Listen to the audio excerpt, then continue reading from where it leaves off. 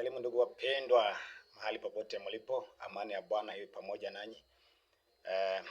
Leo bado nimerudi tukaweze kuzungumza mambo mengine ambayo tutaweza kuzungumza mambo kuhusu utengamano kwa wenye ndoa.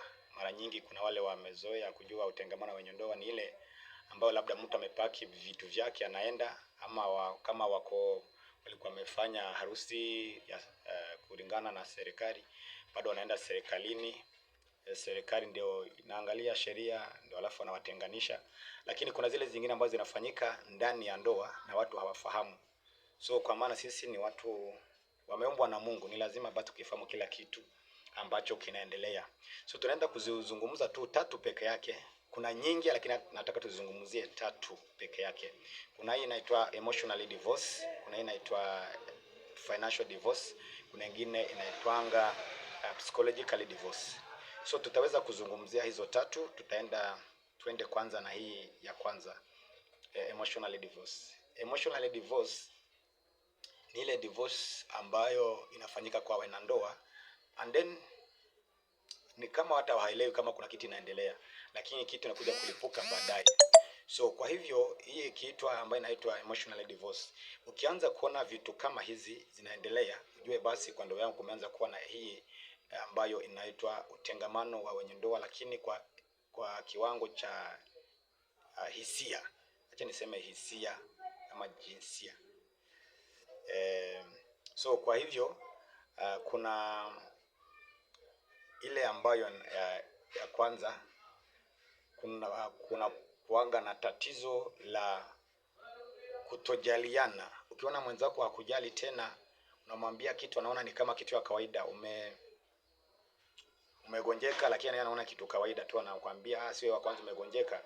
Basi anza kujua ya kuwa kuna kitu ambacho kinaendelea. Hata inafikanga mahali anaweza kuwa chukua mgonjwa hali mahututi, anaenda anakuacha hapo, hakuulizi ni kupeleka hospitali, hakuulizi vile unaendelea, anaenda tu unapeleka hospitali na watu wengine. So anza kujua hapo kuna jambo limeanza kufanya nini kutengenezeka kwa boma yenu, sana sana kwa upande wa emotionally. Pili, unaweza patana bado na jambo lingine, umeanza kusana pole tu, kitu kidogo ni vita. Wewe pumbavu, wewe, hata matusi yenye hamjawahi tusiana inaanza kutokelezea. Ile heshima mlikuwa mmeanza kupeana katikati yenu inaanza kuondoka. So ukianza kitu kama hicho kianza kufanyika, jua kwa basi kwako kumeanza kumekuchwa. So kuna mambo ambayo yanaendelea ikifanyika ambayo inaweza kuja kuwa kubwa zaidi. So ni lazima uweze kuyakinga mapema. Inafikanga mahali hata uhusiano wenu kuongea kabisa inakatizika. Yaani hakuna maongezi, hakuna kuongea kwa hiyo nyumba. Hakuna kabisa, kila mtu ako vyake. Mwenzako akitaka kuongelesha unasema no, please let me, niache mimi kabisa, mimi niko busy. So inafikanga mahali bado kwa kitu kingine, hata jamii yako ikipata msiba, hata ikipata shida, hata kama ni mambo mazuri, ukiambia mwenzako nyumbani nimemwambia kuna hii na hii, anakuambia mimi usiniambie, kama unataka kwenda enda, mimi usiniambie. Kwani unaniomba nini? Mimi ndio gari inakupeleka, mimi ndio miguu yako inakupeleka. So anza kujua hapo kuna shida. Na kukwambia kama si nyinyi wa kwanza mmekufiwa, na sisi tuliwahi kufiwa, si nyinyi wa kwanza mmefanya sherehe, so kuna haja niambie. So jua hapo kumeanza kuwa na kashida. Lazima uanze kujiuliza hiyo maswali. Nafikiri maana inaanza kuaffect watoto. Unapata watoto hata wakiwa na shida, ukiambia mwenzenu hapo, anakuambia please achana na mimi, watoto sijazaa peke yangu, na wewe washughulikie. So unapata hakuna hata kujali mtu yote wa jamii.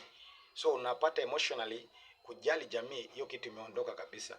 So unapatana sasa uhusiano wenu katikati yenu imeanza kudhoofika. So kwa hivyo mjihadhari na vitu kama hizo zikianza kufika kwa jamii zenu, kwa maana hakuna kitu kingine ambacho kinahusisha jamii kama si hizi chana sana mtakiwa anajali mwenzake ama jamii yake.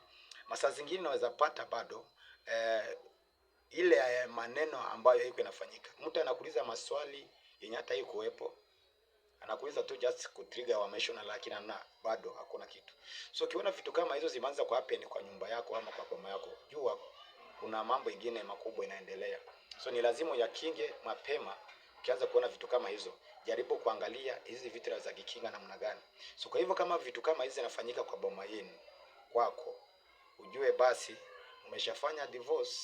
Ni vile hatujui emotionally, kwa maana hata mkiwa hivi kitendo cha ndoa hamwezi kifanya, hamwezi kabisa, kwa maana hii ni moja kwa kitu ambacho inasaidia watu kuingia kwa ile kitendo ambacho ni cha ndoa. So wewe mwenyewe basi jihadhari, ukiona jambo kama ile imeanza kutokelezea, anza kuangalia namna unaweza rectify kama halijakuwa kubwa.